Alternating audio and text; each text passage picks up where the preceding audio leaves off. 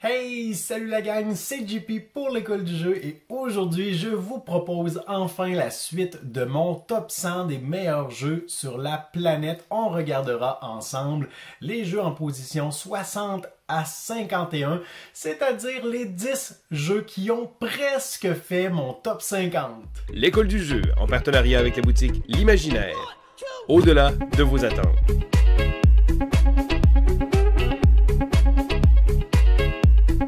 On commence avec la position 60, Alchimiste, un jeu de 2014, 2 à 4 joueurs, durée approximative de 120 minutes, mais on peut même dire 2h30, c'est assez réaliste. C'est un jeu de placement d'ouvriers avec un aspect de déduction et il y a également l'intégration d'une application dans le jeu. Alors, il faut vraiment être au courant de ces éléments-là, mais c'est un jeu que j'apprécie énormément. Alors, il y a tout un mécanisme pour déterminer l'ordre de tour. Alors, plus on jouera rapidement, plus on aura la priorité sur la résolution des actions. Mais plus on jouera tard et plus on aura des bonus en contrepartie du fait qu'on joue en dernier. Et l'avantage d'être en premier aussi, c'est qu'on peut voir où les autres joueurs prévoient aller jouer.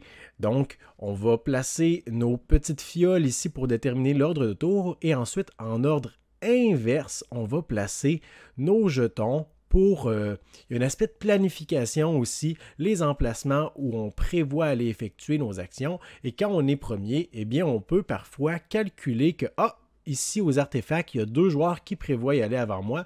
Je pourrais y aller en premier pour aller vraiment m'assurer de récupérer l'artefact que j'ai besoin et peut-être le subtiliser à l'un de mes adversaires. Donc la gestion seulement de l'ordre du tour, vraiment intéressant. C'est un jeu de placement d'ouvriers, donc on a des emplacements qui vont nous permettre de récupérer des ingrédients dans la forêt, vendre des ingrédients pour faire un peu d'argent, essayer de concocter des potions pour les aventuriers, acheter des artefacts, bon, plusieurs choses, mais il y a également un aspect de déduction. Alors, vous avez ici un petit paravent qui est en fait petit. J'exagère, là, les paravents individuels sont énormes. Et ce que vous allez essayer de faire ultimement dans votre partie, oui, c'est de récupérer des ingrédients en forêt, mais vous allez devoir aussi essayer de concocter des potions pour essayer de déterminer la composition moléculaire de chacun de ces ingrédients et ce qui vous rapportera des points. Un des éléments qui vous rapportera des points, eh bien, ce sera les brevets que vous allez déposer sur vos théories, vos hypothèses sur la composition de ces ingrédients-là. En les jumelant également, vous pourrez essayer de concocter différentes potions que vous essayerez de vendre aussi à certains aventuriers ou d'épater la galerie en faisant des expositions. Et c'est là que l'application entre en jeu, puisqu'à chaque partie, l'application va générer des compositions moléculaires différentes pour chacun des ingrédients, ce qui va faire en sorte que lorsqu'on les combine, on aura des combinaisons aléatoires à chaque fois, ce qui donne la rejouabilité à notre jeu. Et l'application est là seulement, comme je le disais, pour générer une espèce d'algorithme de combinaison. Et lorsque vient le temps de combiner nos ingrédients, on va seulement les scanner avec notre application. Et l'application, par la suite, va nous donner le résultat. Les autres joueurs ne savent pas ce qu'on a scanné, mais tout le monde, par contre, va voir le résultat de notre mélange, si on veut. Donc, à partir de maintenant, les autres joueurs savent que je suis capable de fabriquer une potion de vitesse, par exemple. Les potions vont également avoir différents effets. Alors, beaucoup de choses à prendre en considération dans Alchimiste. On a de la déduction, on a du placement d'ouvriers, de la programmation, vraiment un jeu génial. Position 59, un jeu de roll and write. Il s'agit de Fleet the Dice Game, un jeu que j'ai vanté plusieurs fois sur la chaîne. Je vous ai même proposé, je crois, une session de jeu en solitaire il y a de cela quelques années. Donc un jeu de 2018, 1 à 4 joueurs, durée d'environ 30-45 minutes. C'est plutôt réaliste. Et dans Fleet, eh bien, lorsque vous allez ouvrir la boîte, vous allez trouver des dés et beaucoup de feuilles de papier. Alors, ce qui est intéressant, c'est qu'on a 2 feuilles par joueur qui vont venir se jumeler ensemble et qui vont nous offrir la panoplie d'opportunités qu'on va pouvoir résoudre en cours de tour. Et on aura donc des phases de jeu aussi. À chacune de ces manches, plutôt, on aura différentes phases qui seront actives. Et lors de la phase, par exemple, de bateau, eh bien, on va lancer un nombre de dés équivalent au double du nombre de joueurs, plus 1, si ma mémoire est bonne. Non, c'est pas ça du tout. Équivalent au nombre de joueurs, plus 1. Et donc, à tour de rôle, on va piocher un dé. Les dés bateaux représentent des différentes espèces de poissons ou d'espèces sous-marines et on va pouvoir progresser sur ces pistes, ce qui va nous donner des licences, autrement dit des super pouvoirs ou des pouvoirs passifs, des nouvelles opportunités, de l'argent, un meilleur revenu ou qui va également nous débloquer des bateaux. Les bateaux qui vont nous permettre d'aller justement pêcher des poissons, ce qui va nous rapporter des points de victoire en fin de partie. Alors, à tour de rôle, chaque joueur va piocher un dé, et au terme du tour, il va rester un dé au milieu de la table. Et bien, tous les joueurs vont pouvoir récupérer le pouvoir du dé qui n'a pas été choisi. Après ça, on va passer à la phase de revenu, on va pouvoir toucher des pièces qui vont nous donner des avantages. Il est possible d'aller débloquer grâce à nos revenus des améliorations gratuites. On aura aussi une phase, une fois de temps en temps, une manche sur 2, où tous nos bateaux vont pouvoir pêcher des poissons. Donc plus on a de bateaux, plus c'est efficace. Plus on a des licences aussi, plus nos bateaux peuvent être efficaces lors de la phase de pêche. Et on aura une phase en ville aussi, où on va lancer d'autres dés qui vont nous permettre d'aller au marché, j'aurais dû vous montrer cette image-là depuis le début, au marché, au port ou que ce soit là, près du phare où on peut construire des bâtiments qui vont nous donner des occasions de faire des points en fin de partie. Chaque piste a sa spécialité aussi. On commence avec un petit départ asymétrique pour tous les joueurs. Vraiment un jeu de roll and write avec beaucoup d'options simples, mais qui va déboucher sur plein de combos. C'est super satisfaisant. En position 58, Gloomhaven, un jeu de 2017, 1 à 4 joueurs, durée de, on dit 60 à 120 minutes. Honnêtement, j'ai jamais fait un scénario en bas de 3 heures. Et comme vous le voyez, comme vous le constatez, il s'agirait, selon Board Game Geek, du moins, du jeu le plus stratégique en position numéro 1, du jeu également en position numéro 1 côté thématique et du jeu en position numéro 1 dans toutes les catégories overall. Je ne suis pas d'accord avec cela puisque c'est mon meilleur jeu en position numéro 58. Gloomhaven, vraiment un jeu intéressant là, avec une prémisse vendeuse aussi, un dungeon crawl avec de la gestion de cartes. C'est vraiment un dungeon crawl avec des aspects euro, la façon qu'on va gérer notre main de cartes, les combats, qu'on va personnaliser notre deck avec le deck building aussi.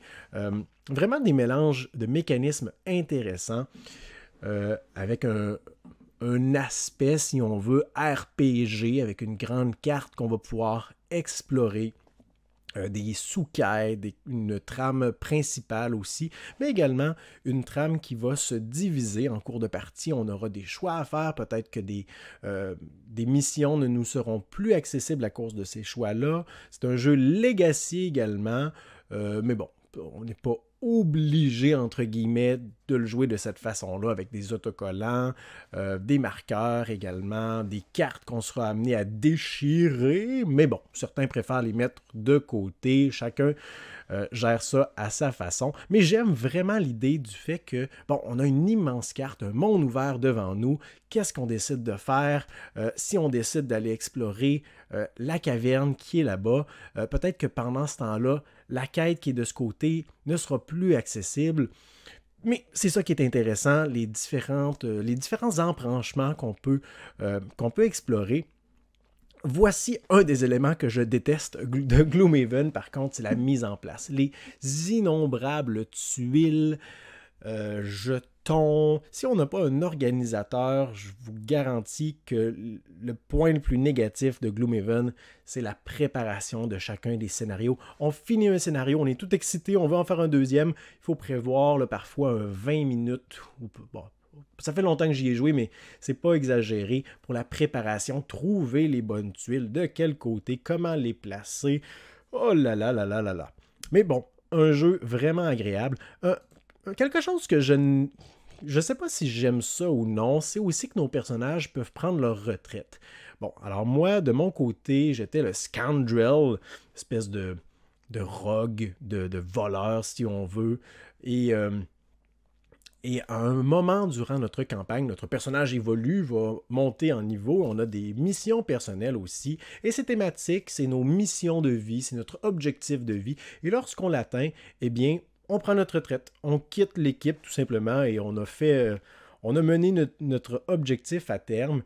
Et on va donc continuer la campagne, mais avec un nouveau personnage. Et ça m'irrite un peu. Je m'attache à mon personnage, je plonge dans la peau de celui-ci. J'ai pas envie de changer en cours de campagne, mais bon, chacun son avis là-dessus. De mon côté, c'est quelque chose qui m'irrite un peu, mais Gloomhaven mérite tout de même sa place dans mon top 100.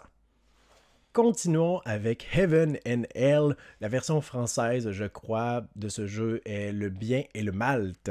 Un jeu de 2017, 2 à 4 joueurs, durée d'environ 60 à 90 minutes. Et dans ce jeu, on aura une piste circulaire comme celle-ci, une piste, comme j'aime l'appeler, une piste d'opportunité. En début de manche, tous les pions des joueurs seront à la case de départ et à notre tour, ce qu'on fait, c'est qu'on prend notre petit pion et on l'avance sur la case de notre choix. On peut faire un tout petit bond ou on peut faire un gigantesque saut pour aller récupérer des opportunités ou des tuiles qui sont placées un peu plus loin.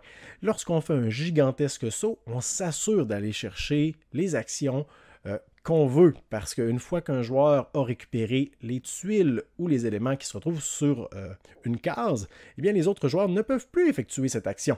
Donc lorsqu'on fait un gigantesque saut, on s'assure d'aller peut-être récupérer les actions les plus intéressantes.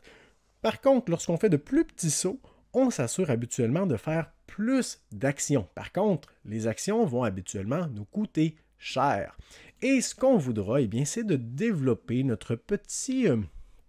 c'est pas vraiment un verger, là, mais une espèce de champ autour de notre monastère pour éventuellement y faire de la bière. Et lorsqu'on va planter des ingrédients, on a le choix de les planter du côté du soleil ou du côté ombragé. Lorsqu'on les plante du côté ombragé, eh bien, le coût de plantaison, ça va être tout simplement la valeur inscrite sur la tuile. Alors que lorsqu'on les plante du côté ensoleillé, eh bien, la valeur pour ce faire sera le double de la valeur inscrite sur la tuile. Éventuellement, on pourra produire également, récolter donc ce qu'on a planté. Parce que, ultimement, ce qu'on voudra faire, c'est essayer d'entourer ces petits sites de construction pour y placer des espèces de fermettes qui vont nous aider à produire dans certaines directions précises. Donc, on voit les petites flèches blanches ici et noires. Donc, on nous indique que lorsque cette petite fermette va produire, eh bien, on pourra spécifiquement produire les tuiles qui sont ici, ici et ici. Par exemple, ces trois tuiles-là. Ou ici, une tuile parmi n'importe lesquelles autour. Les moines vont nous permettre, quant à eux, de produire tout ce qui est autour de celui-ci. Alors les moines sont plutôt efficaces. Et lorsqu'on produit une tuile qui est du côté ombragé, celle-ci va nous rapporter de l'argent. On va donc vendre ses ressources. Lorsqu'on produit une tuile du côté éclairé, ensoleillé, on va récolter ces ressources et on va faire progresser nos petits marqueurs sur la piste qui, ultimement, va nous donner des points en fin de partie. Toutes sortes de choses qu'on ajoute à cela, des cartes également, objectifs qu'on peut, ou super pouvoirs qu'on va pouvoir venir apposer à côté de notre plateau pour nous donner des nouvelles opportunités. Et en fin de partie, ce qui sera particulier, c'est que il est possible de faire 0 point en fin de partie parce que les différents jetons sur notre piste qui auront progressé, on devra essayer de les faire se croiser. Donc, il y a certains jetons qui vont reculer en fonction des ratios qui sont ici, là, des emplacements où ils sont également. Nos jetons vont reculer et selon les emplacements où ces jetons vont terminer, ça nous donnera notre pointage final qu'on va multiplier. Donc, il y a toutes sortes de choses qu'on peut prendre en considération, mais vous devez savoir qu'il est possible de finir avec 0 points dans ce jeu. Ça peut être frustrant, ça ne m'est jamais arrivé, mais je connais des gens à qui c'est arrivé et ça les a répugnés. Donc, c'est tout de même quelque chose à savoir, mais personnellement, c'est un jeu que j'apprécie énormément. Position 56, Lorenzo Il Magnifico, un jeu de 2016. Déjà 2016, oh là là, j'aurais vraiment cru qu'il était sorti un peu plus tard que ça. 2 à 4 joueurs, durée d'environ 120 minutes, c'est réaliste. Et il s'agit d'un jeu de placement d'ouvriers et d'engine builder. On va essayer de se construire un engin qu'on va pouvoir activer en cours de partie. On a un plateau principal où on va venir placer des ouvriers. Je vais essayer de vous donner un bon aperçu de celui-ci. Quelque chose comme ça. Donc, on a différentes parties dans notre plateau. Je crois que la meilleure vision, c'était pas mal celle-là. Donc, on a des emplacements en bas. On a également 4 tours ici où on peut venir placer nos petits cylindres. Et ce qui est spécial dans ce jeu-là, c'est que la valeur de nos ouvriers va être déterminée par les 3 dés qui sont ici. Donc, sur ces petits cylindres, on a un dé blanc, un dé noir, un dé orange et un dé de couleur neutre, incolore. Et au début de chaque manche, on va lancer les dés. Et ainsi, tous les ouvriers avec un dé noir des joueurs auront une valeur de 3 pour cette manche. Tous les ouvriers avec un dé de couleur blanche auront une valeur de 5. Et on pourra donc placer nos ouvriers sur différents emplacements. On voit donc ici une valeur minimale que les ouvriers doivent avoir pour qu'on puisse y placer nos ouvriers. Et plus on va grimper dans ces tours, et plus les coûts seront, ou les valeurs plutôt, seront élevées. On peut même se rendre jusqu'à 7 si ma mémoire est bonne. On devra donc trouver des façons, justement, en dépensant des ouvriers ou des villageois supplémentaires, d'augmenter notre valeur. Dans ces tours, on va retrouver différentes catégories de cartes, des cartes jaunes, vertes, bleues et violettes. Alors, les cartes jaunes sont des cartes de bâtiments qu'on va pouvoir activer durant certaines phases. Les cartes vertes, des cartes de production également qui vont générer des ressources pour nous. Les cartes bleues sont des nobles qui vont nous donner des super pouvoirs ou des opportunités. Et les cartes violettes sont des objectifs, des occasions de faire des points en fin de partie. Et on aura donc une panoplie de choses différentes pour nous amener à bâtir notre machine à points, notre machine à ressources qui va nous permettre de générer des ressources, les transformer en pièces, les transformer en points de victoire.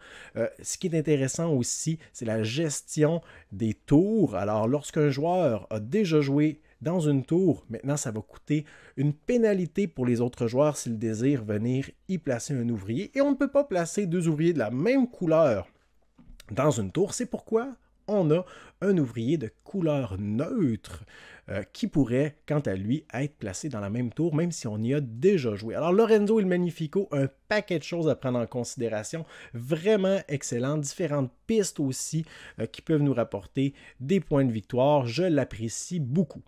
Je vous parle maintenant, selon moi, du meilleur jeu à thématique de civilisation de la planète au monde. Il s'agit de Clash of Cultures, un jeu de 2012, 2 à 4 joueurs, des parties qui peuvent dépasser les 4 heures. Je dis que c'est le meilleur jeu de civilisation parce que c'est le cas en réalité. Alors, c'est un jeu qui date tout de même d'il y a près de 10 ans, mais qui a vieilli extrêmement bien. Encore à ce jour, je ne connais aucun jeu qui le surpasse en termes de civilisation, comme je le disais. Et on a les différents aspects d'un jeu de civilisation dans ce dernier. On a de l'exploration, on a du développement aussi de nos bâtiments, de nos colonies. On a de l'expansion, on a aussi du développement militaire, on peut avoir des affrontements. On a évidemment notre petit tech tree, notre petit arbre de technologie, de civilisation. Et en cours de partie, on pourra développer nos connaissances, nos compétences aussi. Alors, quelques exemples ici, on a justement la capacité en début de partie à faire du farming, mais éventuellement, il est possible que je décide de développer l'irrigation, ce qui va me donner de plus grandes possibilités.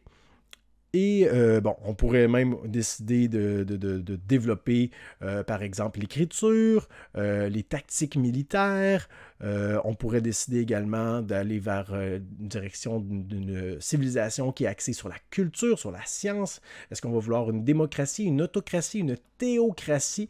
En cours de partie, on ne peut pas développer tous ces éléments, c'est pourquoi on doit faire des choix et les éléments qu'on va décider de débloquer vont vraiment donner une direction à notre civilisation qui sera radicalement différente des autres joueurs autour de la table et ça c'est génial. On peut avoir un joueur qui est en position de gagner et qui n'a vraiment pas décidé de mettre l'accent sur le militaire. Alors toutes les stratégies sont bonnes pour nous apporter vers la victoire.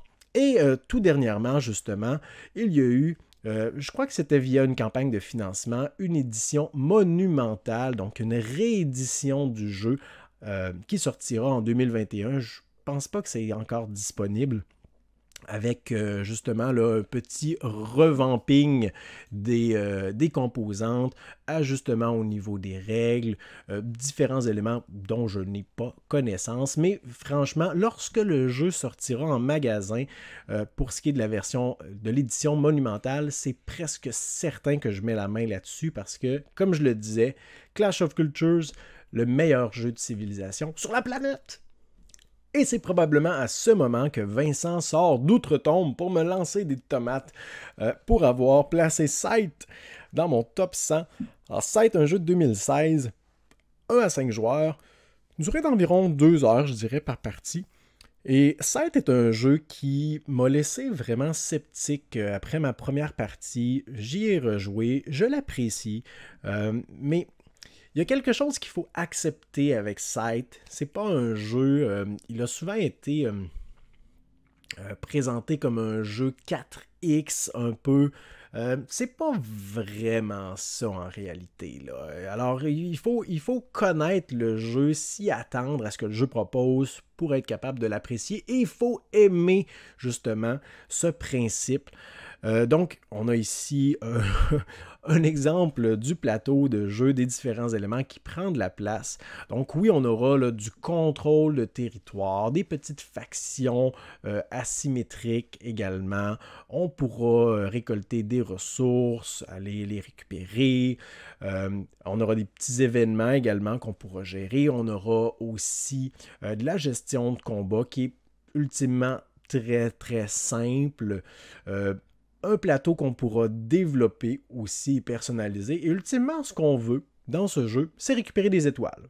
Alors, lorsqu'on a, je crois, 6 étoiles, quelque chose comme ça, on remporte la partie. On peut récupérer ces étoiles selon différents accomplissements. Et on voit, je vais essayer de vous donner un petit aperçu des plateaux individuels. Moi, c'est ce que j'aime dans ce type de jeu, la capacité ou la possibilité de personnaliser mon plateau, un peu comme dans Viticulture, justement, dans le même style. Alors, tous les joueurs vont commencer avec des plateaux différents, un plateau de faction, mais également un plateau d'action.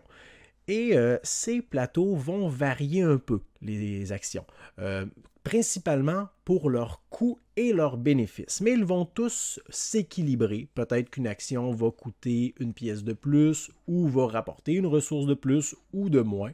Et à notre tour, ce qu'on fait, c'est bien simple. On récupère notre petit pion et on doit le changer de lieu et on va effectuer là, les actions qui sont en haut, en bas de ce lieu. Et lorsqu'on enlève donc des éléments, le petit cylindre qui est ici, l'arche ou le moulin, eh bien, ça va nous donner des opportunités supplémentaires, des bénéfices supplémentaires. Déjà, cet aspect m'intéresse. Et du côté de notre plateau faction, eh bien, on a des éléments de départ qui seront différents des autres joueurs. Nos mecs aussi, nos gros robots qu'on va pouvoir déployer sur le plateau. Et un petit élément que moi j'ai fait concernant Scythe, je me suis acheté des ressources les ressources réalistes, si on veut, avec les pièces de monnaie métallique. Quelque chose que je ne fais presque jamais pour les jeux, mais pour Scythe, j'avais le goût là, d'ajouter un petit quelque chose. Alors, comme je le disais, un jeu qui ne fera pas l'unanimité, mais que je trouve bien agréable. Ça mérite tout de même une place dans mon top 100. J'ai de bons souvenirs de toutes mes parties de Scythe. Position 53, je vous parle de Root, un jeu de 2018, 2 à 4 joueurs. En fait, je crois qu'avec les extensions, il est possible d'y jouer jusqu'à beaucoup plus que 4 joueurs simultanément, avec certaines extensions du moins. Durée 60 à 90 minutes. C'est vrai que, en fait, moi, j'y ai joué surtout à 2 et à 3 joueurs. 90 minutes, c'est plutôt réaliste. 60, peut-être avec des joueurs qui sont très habitués d'y jouer. Et Root est un jeu vraiment asymétrique, avec des factions qu'on va incarner qui vont avoir... tantôt, on parlait d'un peu d'asymétrie dans Scythe. Ici, c'est radicalement différent. On va avoir des factions, des équipes, des peuples qui vont fonctionner vraiment de façon différente. Donc, dans Root, on a un système de mécanisme de jeu général qui va s'appliquer à tous les joueurs, peu importe leur peuple. Et on a chaque peuple qui représente une espèce de mini-jeu qui va avoir ses propres règles, ses propres possibilités, ses propres mécanismes de jeu. Alors, lorsqu'on joue à Root, on a comme 2 jeux en un. On a les mécanismes principaux qui s'appliquent à tous et on a notre petit jeu personnel, notre plateau. Et les autres vont avoir différentes occasions. Alors ici, on a par exemple les Airy, les oiseaux.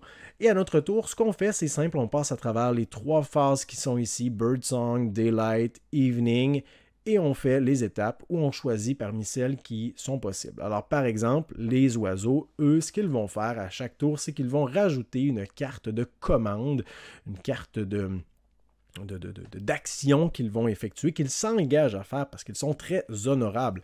Et c'est tout simplement une suite d'actions. Alors, le peuple ici, par exemple, s'engage à faire 2 recrutements, à se déplacer une fois et à se battre une fois. Et s'il ne réussit pas cette séquence d'actions, eh bien, le peuple des oiseaux va perdre de l'honneur, va perdre toutes les cartes qu'il a effectuées. Donc, ça sera aux autres joueurs d'être capables de regarder qu'est-ce que ce peuple essaie de faire, comment est-ce qu'on peut l'en empêcher. Les chatons, quant à eux, vont essayer de produire des ressources, construire des bâtiments sur la carte. Ils commencent la partie, ils sont déjà omniprésents dans la forêt. On a aussi le vagabond qui est seul, un petit raton laveur qui va essayer d'aller entretenir des relations avec les autres joueurs en essayant de donner des objets aussi. Alors, chaque peuple va se jouer de façon différente, radicalement différente, mais ultimement, ce qu'on voudra, eh bien, c'est de récupérer 30 points. Les joueurs peuvent récupérer des points de différentes façons. On a des cartes également, comme on voyait un peu au début, des cartes qu'on pourra jouer dans certaines circonstances qui vont nous donner des occasions de se positionner d'une façon favorable pour des combats ou tout simplement pour la résolution de différents éléments. Root, c'est un jeu intéressant que j'aime beaucoup. J'ai aucune extension de Root. Je vois pas pourquoi j'en aurais besoin. Bon, chaque peuple des différentes extensions rajoute des éléments, de la rejouabilité, mais dès qu'on fait une partie de Root avec un peuple, on a envie de jouer avec un peuple différent lors de la prochaine partie, ou on a envie de se spécialiser avec un peuple et de dire « Ok, je vais vraiment là, faire mes 3 prochaines parties avec les souris, par exemple, l'Alliance, pour être capable de me spécialiser, puis vraiment comprendre comment ce peuple peut devenir compétitif. Parce qu'on a des peuples vraiment plus experts, on en a d'autres qui sont plus faciles à comprendre et à jouer. Donc, voilà pour Root.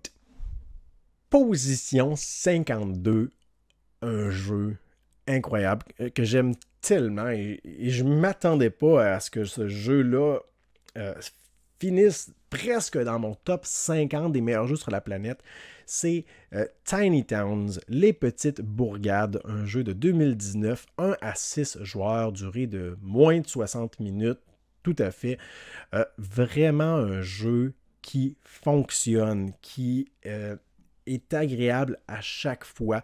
Alors, on va avoir un petit plateau de jeu comme ceci, de 12 cases, si je me souviens bien, de 4 par 4. On va commencer la partie avec un bâtiment spécial qui va être unique à notre personne. Donc, les autres joueurs vont avoir 2 cartes en début de partie dans leurs mains et on va devoir en choisir une. Ça va être le bâtiment unique auquel on aura peut-être accès si on réussit à le construire. Et on aura différents bâtiments qui peuvent être accessibles pendant la partie. Ça, c'est une chose qui est géniale, c'est qu'on a, si je me souviens bien, 1, 2, 3, 4, 5, 6, 7 types de bâtiments. Et à chaque partie, 6 parmi ces 7 types de bâtiments peuvent être différents. On va donc piocher un des éléments parmi les petits bâtiments verts, un des éléments parmi les bâtiments jaunes, et on aura donc des assemblements, des ensembles de bâtiments différents à chaque partie qui vont nous donner des occasions de faire des points ou tout simplement des règles différentes également d'une partie à l'autre. Donc ça, déjà, en partant, je trouve ça génial, là, d'avoir des bâtiments différents à chaque partie, beaucoup de rejouabilité et de variabilité également de ce côté-là. Puis après ça, vient le temps de mettre le jeu en action. Et le principe est super simple. À son tour, on fait simplement qu'annoncer une couleur de cube parmi les ressources qui sont disponibles au milieu de la table. Et tous les autres joueurs doivent récupérer également un cube de cette couleur-là. Et ça, c'est génial, le fait que même à mon tour, tous les autres joueurs sont actifs aussi. Il n'y a pas de temps mort ou quoi que ce soit. À mon tour, je dis « Ok, on récupère tout le monde un cube turquoise. » Alors, moi, je récupère un cube turquoise et peut-être que dans ma tête, je veux construire la petite cathédrale ici ou l'église. Alors, je vais le placer sur une case libre de mon plateau et les autres joueurs, peut-être qu'il n'y avait aucun plan de construire un bâtiment avec un cube de turquoise, mais ils doivent le placer à quelque part. Alors, on peut regarder ce que les autres vont faire, essayer de leur mettre des bâtons dans les roues, mais en même temps, on doit essayer nous-mêmes de faire progresser notre petite bourgade. Et lorsqu'on construit un bâtiment, pour le faire, eh bien, on doit avoir réussi à juxtaposer nos cubes de bonne couleur, mais aussi dans la configuration illustrée sur la carte. À ce moment-là, on va enlever tous les cubes et on va, venir placer notre bâtiment dans un des emplacements qui était occupé. Mais plus la partie va avancer et plus on sera restreint par les emplacements qui seront disponibles sur notre carte. Lorsqu'on ne peut plus placer de cubes, eh bien, notre tour, notre partie prend fin. Les autres joueurs continuent de jouer jusqu'à temps que plus personne ne puisse jouer et on va alors compter nos points de victoire selon les bâtiments qu'on a construits et les circonstances où ils pourront rapporter des points. Vraiment, les petites bourgades, un jeu qui m'a étonné dès ma première partie. Je ne sais plus combien de parties j'ai à mon actif aujourd'hui, mais c'est un jeu qui mérite amplement sa place dans mon top 100 des meilleurs jeux sur la planète. Et finalement, en position 51, le jeu qui a presque fait mon top 50, c'est Dominant Species. Un jeu pour 2 à 6 joueurs, plutôt long, d'une durée d'entre 3 à 4 heures et plus. Un jeu assez lourd également. Et Vince vous en a parlé de long en large dans sa vidéo de son top 50. Alors, les 50 derniers jeux de son top 100. Il a tout fait ça dans une vidéo qui dure plus de 3 heures, je crois, un exploit, et il vous en a parlé en long et en large. Donc, je vais faire ça rapidement parce que je pourrais simplement soulever les mêmes points que Vince a soulevé. Donc, c'est un jeu qui, peut-être pour certains, n'est pas attrayant visuellement. On a plusieurs éditions du jeu également. Il y a une dernière version, la version sous-marine ou marine, je crois, que je n'ai pas essayé. Vince a été un peu déçu par cette version. Et c'est un jeu de contrôle de territoire, placement d'ouvriers et planification, programmation aussi. Alors, on a un exemple ici de la partie placement d'ouvriers. Les joueurs vont venir placer leurs ouvriers, leurs petits cylindres, mais vont également essayer de planifier, vont programmer ce qu'ils vont faire à leur tour. Alors, lorsque je place un cylindre, c'est que je prévois faire ça et les actions vont être également résolues dans l'ordre Donc, on doit essayer de planifier, de prévoir, ok, si je place quelque chose ici, c'est parce que à la phase d'après, il va se passer telle chose, je prévois être dans telle position, donc je pense être capable d'effectuer ceci, ce qui pourrait me mettre en avantage, et on va incarner tout simplement des espèces du règne animal. Il y a un petit côté asymétrique de ce niveau-là concernant les races ou les espèces plutôt qu'on va incarner selon les ressources auxquelles on a accès en début de partie, et aussi là, concernant l'ordre de tour et certains avantages qu'on peut avoir lors de la résolution de certaines phases. Et on aura donc un combat pour l'adaptation dans des environnements spécifiques. Donc, on a deux aspects qui sont importants lorsque vient le temps de regarder le contrôle de notre territoire. C'est le nombre de représentants d'une espèce qu'on a dans cette zone, mais également la dominance. À quel point est-ce que notre espèce est capable de s'adapter aux conditions de l'environnement. Et ça, c'est génial, cet équilibre-là qu'on doit essayer de gérer. Les différentes phases, écoutez, je ne vais pas passer à travers tout ça, mais les cartes, oh, ça fait mal, les événements qui vont arriver, qui vont constamment nous couper l'herbe sous le pied, changer nos plans, bousiller carrément nos plans. Alors vraiment un jeu intéressant. Comme je vous le disais, si vous voulez en connaître un peu plus sur celui-ci, vous irez jeter un coup d'œil à la vidéo de Vince où il vous en parle allègrement. Alors voilà pour ce qui était de la présentation d'aujourd'hui des 10 jeux qui se retrouvaient dans les positions 60 à 51. J'espère que cette vidéo vous aura diverti. J'espère également qu'elle vous aura donné des informations pertinentes. Si c'est le cas, laissez-moi un pouce vers le haut. Laissez-moi vos commentaires dans la section appropriée. Et considérez aussi vous abonner à notre chaîne si ce n'est pas déjà fait. Moi, je vous dis merci pour votre écoute. À la prochaine.